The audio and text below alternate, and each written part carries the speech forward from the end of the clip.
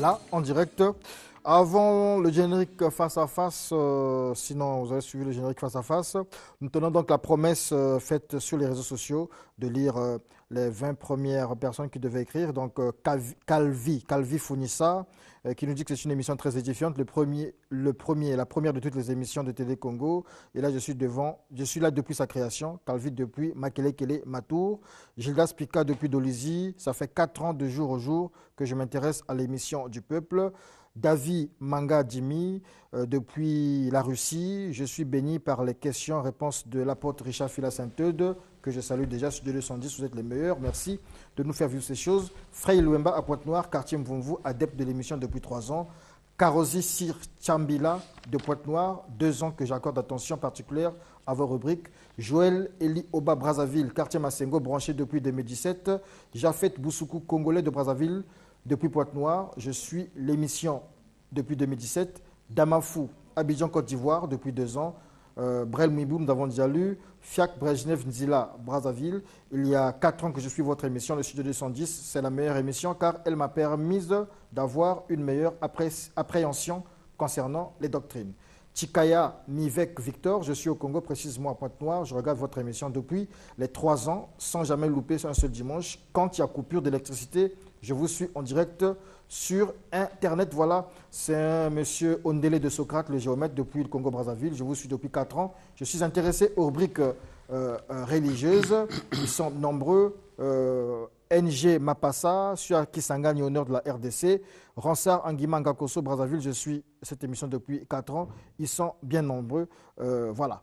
C'est donc l'heure du face-à-face. Thomas Serge Kivolé l'a dit, il a annoncé. Le thème, c'est le diable,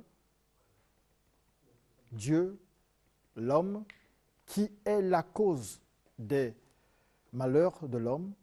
Docteur Renaud Boris Mota, bonjour. Bonjour, monsieur le journaliste. Docteur Bosco Ben Youssef, bonjour. Bonjour, monsieur. C'est un derby religieux, c'est un derby, derby de face à face. Mais vous avez le premier mot, vous avez 3 minutes. Merci beaucoup. Je salue tous les téléspectateurs dans le nom de Yeshua Mashiach et je salue aussi mon modérateur. Merci.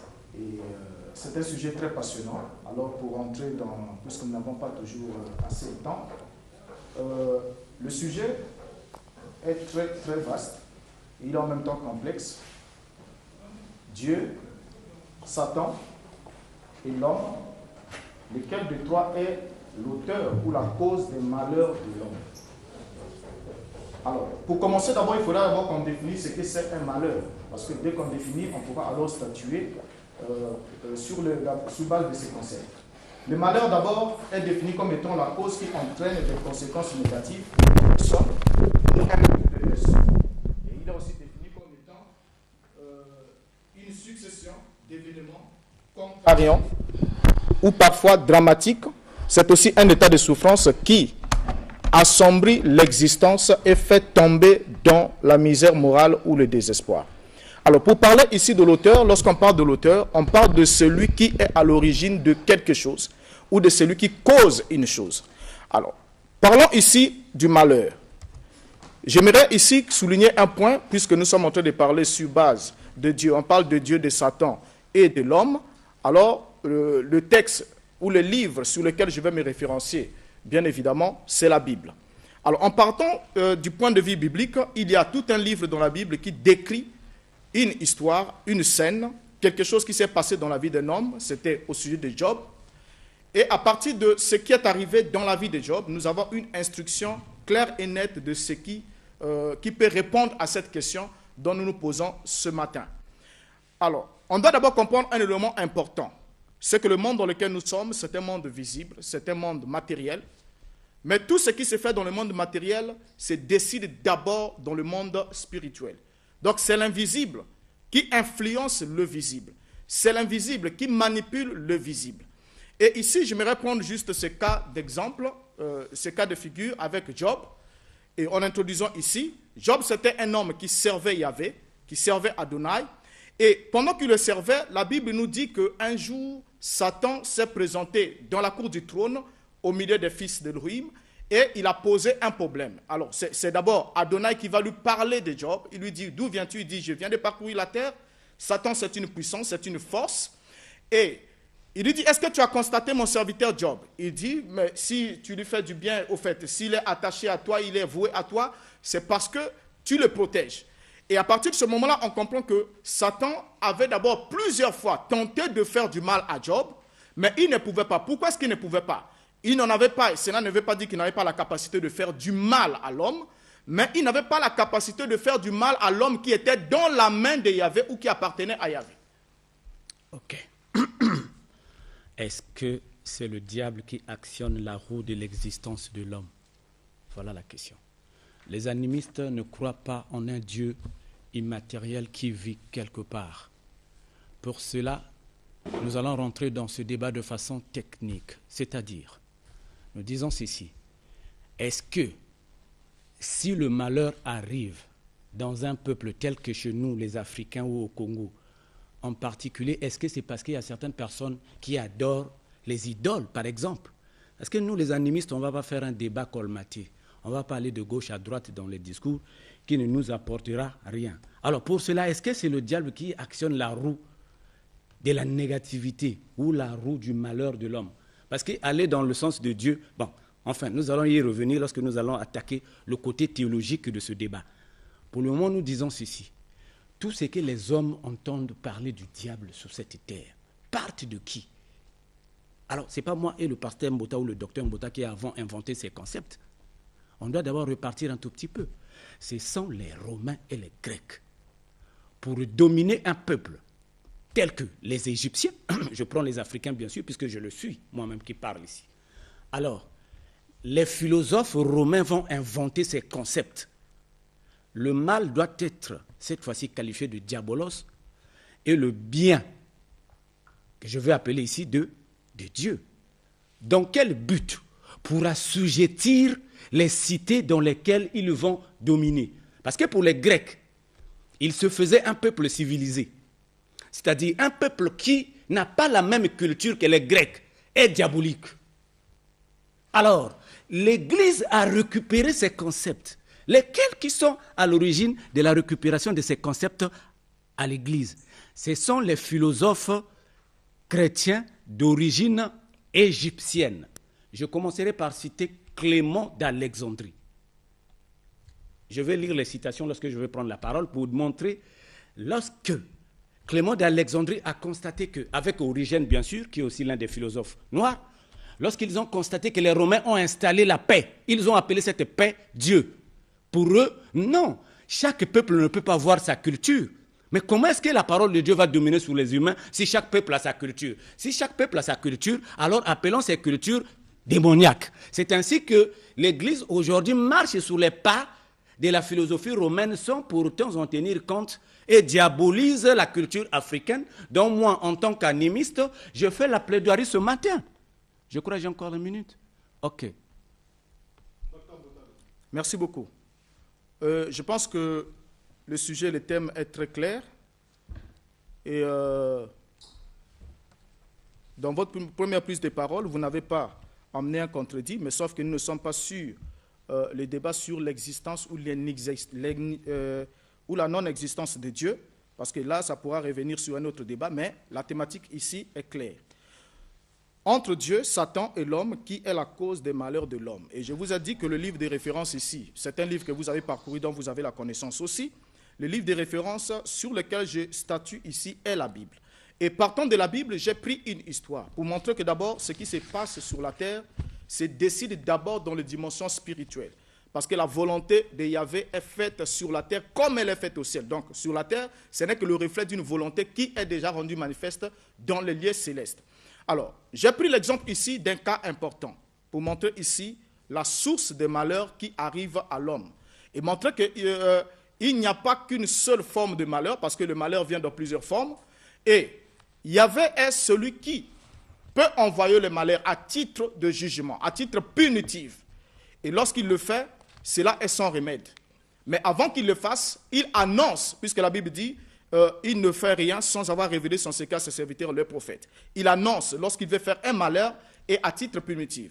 Mais le diable aussi n'est pas exempté. Et je vais prendre juste un cas ici de figure, parce que j'ai parlé d'un homme, il faudra que je prenne un élément. Il y avait un homme au nom de Job, et nous connaissons toute cette histoire, ça se compte beaucoup de fois. Mais lorsque Satan se présente devant Yahvé, et que Yahvé invente les éloges sur Job, alors Satan va lui dire, si il te respecte, il t'honore, il vit très bien avec toi, il est en bonne harmonie avec toi, c'est parce que tu le protèges. Ne l'as-tu pas protégé, lui et tous ses biens?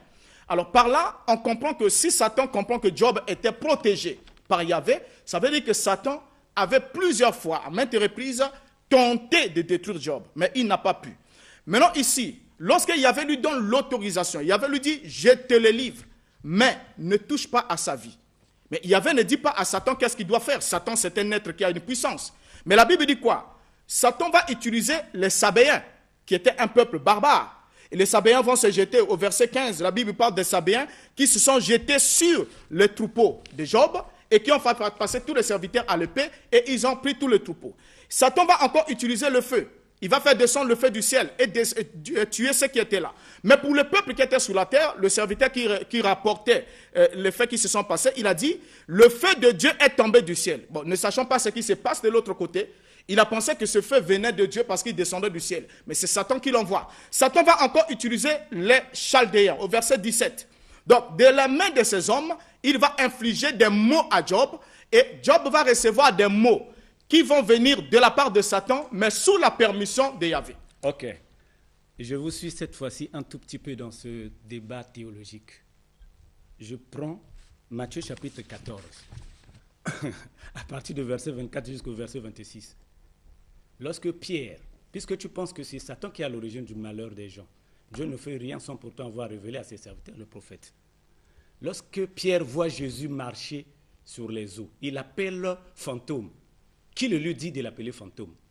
Est-ce que c'est Dieu ou Satan? Tu dois me répondre à cette question, M. Mbouta. Et qu'est-ce que Jésus répond à Pierre? Moi, le docteur, je pose la question, pasteur Mbouta ou docteur à la fois, en tant que mon frère. Es-tu plus que Jésus? Je crois qu'il répond à Pierre et dit, tu as peu de foi. Non, tu ne dois pas dribbler. Le débat est soutenu. Je vous ai donné un aspect des choses pour vous montrer que ce débat, c'est un débat centré sur l'homme.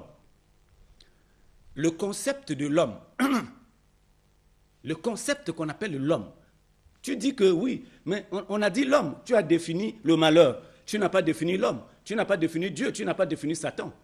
Voilà pourquoi je ne suis pas allé dans les définitions. Si je vais dans les définitions, regardez ce que je veux dire pour revenir sur le concept de l'homme. Voici ce qui est écrit dans le dictionnaire hébreu. Satan, adversaire, accusateur humain de quelqu'un. Accusateur humain de quelqu'un. C'est un accusateur humain. Maintenant, c'est là où les animistes disent ceci. Le mal, nous ne l'appelons jamais Satan sur cette terre. Pour nous, les animistes, le mot mal veut dire l'humain. C'est ainsi que lorsque l'homme faute, nous disons nous tous, oh mais c'est humain, tout homme est humain. Le concept humain, c'est un concept animiste. Pour nous, nous disons ceci. L'homme se trouve face à lui avec deux volets des choses. Il y a le côté humain de l'homme qui est mauvais, et il y a le côté que nous appelons l'humanisme. Est-ce que vous comprenez, pasteur Mbouta? C'est ainsi que, lorsque l'homme fait quelque chose de mauvais ici-bas sur la terre, les animistes sont allés plus loin pour dire ceci. Il existe les stimulateurs extérieurs, que bien sûr, les Romains ont accusés lorsqu'ils sont arrivés en Égypte. Je prends un exemple. Pourquoi les pasteurs ne jouent pas au football? Répondez-moi à cette question. Est-ce que c'est Dieu qui a dit cela ou c'est Satan? Ou bien le football est un instrument diabolique? Non. Voilà pourquoi je vous ai dit ici. Il est question de culture et art d'un peuple. Un peuple qui veut dominer un autre, pour l'assujettir, doit traiter sa culture de diabolique. C'est ainsi que, lorsque vous ne maîtrisez pas une culture, la culture vous domine. Ce n'est pas pour rien, vous à l'église, lorsque vous prêchez, vous dites ceci, que les femmes ne font pas le maquillage. Pourquoi? Est-ce que Jésus l'a dit? Vous attaquez bien sûr à une culture et non au diable. Répondez-moi à mes questions. Pourquoi Pierre a appelé Jésus fantôme? Merci beaucoup. Docteur Mbouta, vous devez au docteur Bosco Ben Youssef une ou deux questions. Mais docteur Ben Youssef, j'ai une question à vous poser. Je la poserai aussi au docteur Mbouta certainement. Est-ce que vous niez l'existence du diable? Je réponds par un verset biblique. David a éliminé Satan. Je réponds, ce n'est pas moi, c'est la Bible qui dit. Hein. Je prends... Maintenant, l'Éternel, mon Dieu, m'a donné du repos. Tout aux alentours. Je n'ai plus Satan. C'est-à-dire Satan n'existe plus dans la vie de David. D'accord, ça veut dire que... Ça veut dire quoi? Le terme Satan, j'ai des versets ici que je vais répliquer au pasteur Mota, tout ce qu'il a cité sur Job, là je l'attends, je vais répliquer sur ça. J'ai au moins plus de 10 versets ici. D'accord, pas de problème. Voilà. Docteur Mota, est-ce que Satan existe? Est-ce qu'il existe réellement? Mais évidemment, Satan existe. Déjà Merci là, beaucoup. oui, Satan existe parce qu'on ne peut pas avoir le négatif sans le positif. On ne peut pas, comme la lumière et les Ça veut ténèbres dire que existent. si le docteur Bosco Ben Youssef dit que Satan n'existe pas, ça veut Satan dire est que le Dieu, prince de la Dieu aussi puissance n'existe des pas. ténèbres et Dieu est la puissance de la lumière. Et donc, les deux sont indépendants. En fait, les deux sont des forces. Oui, évidemment, ils sont des forces, mais seulement l'autre est tout puissant. Mais l'un est puissant, mais l'autre est tout L'autre puissant. est tout puissant, mais il n'arrive pas à détruire celui qui n'est pas puissant. Non, il fait toutes choses en un temps. Merci il y a un temps beaucoup. pour toutes choses. Merci beaucoup. Vous allez répondre aux questions du docteur Ben. C'est votre temps de parole. Ok, merci beaucoup. Alors, déjà ici, je ne sais pas, parce que lorsqu'il me pose la question de savoir pourquoi est-ce que Pierre aurait taxé Jésus de fantôme, parce que c'était quelque chose d'inhabituel. Ça, c'est d'abord un élément important. Lorsque l'inhabituel s'est produit devant quelqu'un qui n'est pas informé, qui n'est pas d'abord préparé devant l'inhabituel ou encore le surnaturel, il ne peut que traiter cela de fantôme. Et il a dit, et il a été corrigé. Je ne sais pas qu'est-ce que tu veux en tirer par là. Parler du football, pourquoi les pasteurs ne jouent pas au football? Bon, je ne sais pas qu'est-ce que ça vient faire dans ce débat ici. Là. Je ne sais pas qu'est-ce que ça vient faire ici. Et vous ne m'avez jamais trouvé un jour, vous dites que c'était mal de jouer au football. Si c'est votre passion, vous pouvez vous y livrer sans que vous ne soyez condamné. Parler du maquillage, je ne sais même pas qu'est-ce que vous voulez dire par là. Alors, donc, ça ne fait pas partie du sujet. Et Satan dire ici aussi que David avait déjà éliminé Satan. Non, vous confondez le mot. Parce que le mot hébreu shaitan, qui signifie adversaire. Donc, tous ceux qui sont ennemis à une personne sont des Satans pour la personne. Donc, si vous êtes mon adversaire, vous êtes un Satan potentiel pour moi. Mais vous n'êtes pas Satan en tant que l'être. Cet être angélique, maléfique, qui détient une puissance, une capacité de nuire. Et donc, j'aimerais d'abord te rappeler que le malin qui désigne Satan vient d'abord du grec poneros, que tu connais très bien. Et poneros signifie l'auteur du mal. Donc Satan est l'auteur du mal. Il est capable de faire du mal. Mais la différence entre lui et Yahvé, c'est que Yahvé peut faire le bien et faire le mal en même temps. Donc il peut faire le deux. Et il peut faire le mal pour défendre sa justice qui est bafouée envers les hommes. Mais Satan peut faire le mal envers le juste, puisque la Bible dit le malheur atteint souvent le juste, mais Yahvé l'en délivre toujours. Donc à partir de ce moment-là, on comprend que le malheur qui atteint le juste ne peut pas venir de Yahvé. Yahvé ne peut pas faire du mal à celui qui le sert, qui est fidèle à lui. Sinon, à quoi est-ce que ça servirait qu'il envoie le malheur et qu'il vienne encore délivrer l'homme? Donc on voit ça dans le cadre de Job, comment cela s'est fait de façon pratique. Comment Satan était capable de manipuler le feu du ciel et de détruire les enfants de Job, comment il était capable d'utiliser la puissance du vent et l'ouragan pour écrouler la maison où se trouvaient les enfants de Job. Donc il a fait toutes ces choses. Comment il était capable de prendre les Chaldéens et de prendre les Sabéens pour détruire les troupeaux de Job et de dévorer ainsi, voler ainsi de suite. Donc le malheur qui arrive à l'homme a deux sources et cela dépend de sa relation avec le divin. Lorsqu'il sert le divin, il sert le créateur du ciel et de la terre, le malheur qui peut l'arriver, qui peut l'atteindre, ne vient que de l'adversaire et il en est délivré à la suite. Voilà. Pasteur Mota, vous n'avez pas répondu à ma question. Vous avez dit, Pierre s'est retrouvé devant une situation inhabituelle. Mais le mot inhabituel que vous avez utilisé contredit ce que vous avez dit au début. Vous avez dit au début, ici tout le monde vous a suivi, vous avez dit ici que rien n'arrive à un fils de Dieu tant que Dieu ne l'avertisse. C'est l'invisible qui influence le visible. Vous l'avez dit. Comment voulez-vous que quelqu'un qui est avec Jésus, qui est suivi par Dieu, tu dis c'est inhabituel. Inhabituel là, qui actionne cet inhabituel? Pasteur Mbota, fais-nous sortir l'être là. Si vous n'avez peur de faire sortir le mot Satan, alors pourquoi insistez-vous là-dessus? Parce que vous avez dit que Pierre s'est retrouvé devant une situation inhabituelle. Mais qui est inhabituel si ce n'est la négativité? Hein, Pasteur Mbota? Donc ne jouez pas avec les choses de Dieu. Je reviens sur ce que vous dites. Est-ce que vous avez le livre de Job est témoigné historiquement? Quel est l'historien qui a confirmé ce que Job a vécu? Mais ne venez pas mentir. Vous dites Job, oui, n'importe qui peut sortir. Et mon grand-père, vous savez ce que mon grand-père a fait? Son père lui a dit, allez au champ, faites ceci. Tu creuseras quelque part, tu verras ceci. Les gens vous attaqueraient, tu prendrais la lance, tu feras ceci. Alors, tu vas dire quoi sur ça? Que c'est faux? Parce que c'est dit par un Africain ou un animiste? Non, voilà pourquoi je vous dis ceci. Je reviens sur ce que vous dites. Ok, ton Satan là, il agit sur quel instrument? Il agit sur quel instrument dans la société? Pas sur la culture des gens. Vous dites, il dit à Job, il a détruit le bétail de Job. Oui, ce n'est pas l'élevage. Il détruit l'élevage de Job. Il détruit les enfants de Job. Ce n'est pas son mariage, ce n'est pas un événement culturel. Non, pasteur Mota, grandissons dans le débat. Tu parles oui, il a pris les Philistins. Mais ce sont les adversaires, c'est les humains. Qui a vu ce qui était invisible qui les poussait? Personne. Vous voyez, ça, ce sont les raisonnements subjectifs. Ce n'est pas objectif ce que vous dites, ce n'est pas vérifiable. Donne-moi un témoignage historique qu'on peut vérifier à peine, que ce soit sur un terrain là où Satan a manipulé une personne. Mais le livre de Job est même avant même le livre de Noé. Merci beaucoup. Donc, alors, nous sommes arrivés à la fin de ce face-à-face. Et donc, par rapport aux minutes qui nous restent, on verra bien la possibilité de revenir. Le sujet, il est vaste, Dr Mbota l'a dit. Nous vous donnons, donc, en guise de conclusion, pour cette journée, une minute, et on se retrouve le dimanche prochain. Allez-y, Dr Mbota. Voilà. J'avais la première parole. Oui. Non, c'est à vous de parler, puisque je viens de terminer. Il vient de terminer. Le face-à-face est terminé. Donc, je vous donne une minute chacun pour conclure. Ça veut dire qu'il a eu un temps de parole supplémentaire. Non. C'est vous qui avez commencé. Oui. Il a clôturé. C'est la fin du face-à-face. OK? Celui qui commence, c'est celui qui achève. On perd les minutes. Non. Vous avez commencé, c'est lui qui achève.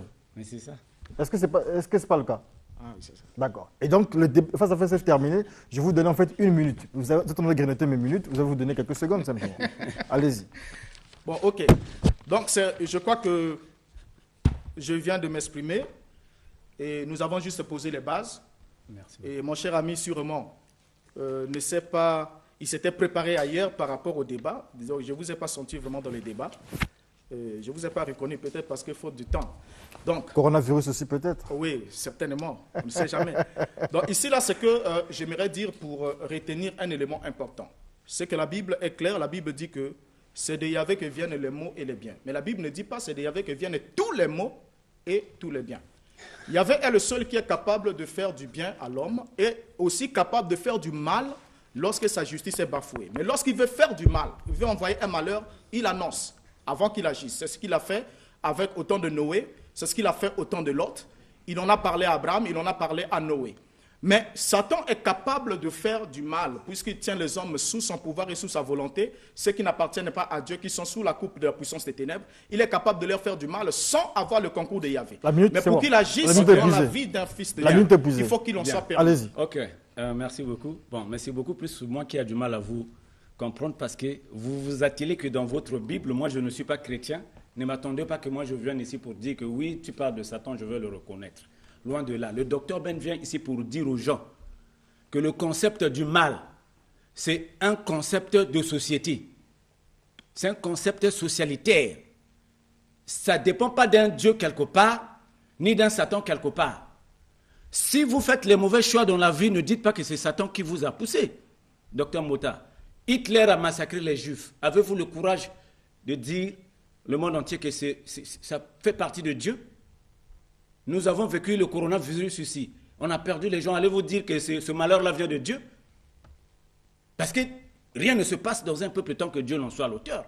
Nous disons que c'est les hommes qui ont fabriqué la nature de Satan pour favoriser l'esclavage et la domination des autres peuples tout en trichant avec la démocratie. C'est pour diminuer les autres peuples que la notion existe. Merci beaucoup. C'est la fin Sinon, le mal en tant que tel de ce face-à-face.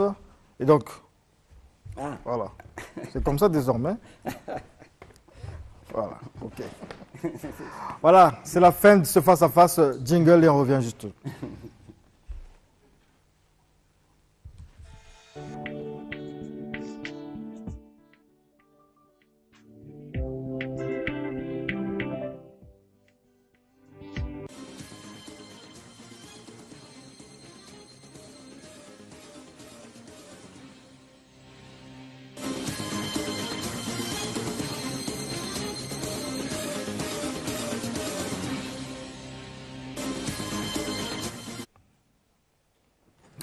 Voilà, c'est la fin du face-à-face aujourd'hui et donc nous continuons avec le même thème dimanche prochain. Merci à tous ceux qui nous ont écrit qui ont réagi sur notre page Facebook. On avait dit 20 personnes, mais vous êtes plus de 20 personnes qui ont réagi. Et donc, nous avons essayé de lire, nous avons essayé de saluer, de faire un coucou à tout le monde.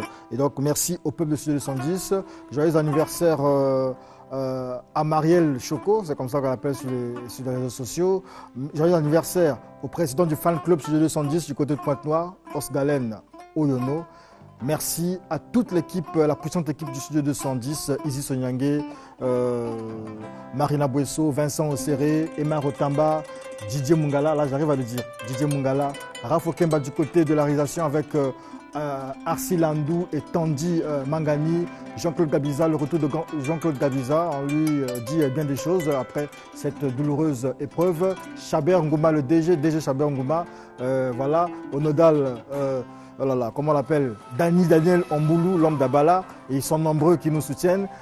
Voilà, donc merci à vous Thomas Serge Kivuele, Karine Blanche Konda, Betty Aponza, Nelly Atipo, Francine Derussia, Tandy Mangani déjà, et oui, c'est la fin de Studio 210. On se retrouve dimanche prochain. Nous avons ouvert avec le face-à-face. Les lieux de culte sont réouverts, mais sous condition. Et donc, le COSERCO, pardon, excusez-moi, le COSERCO a tenu à faire un communiqué que je vais lire. Et donc, le COSERCO, oh là là, indulgence du côté de M. Amboulou, s'il vous plaît. Je devrais lire le communiqué du COSERCO ici. M. Germain Loubota, président du COSERCO. Ah là là, les appels me dérangent. Merci de ne pas vraiment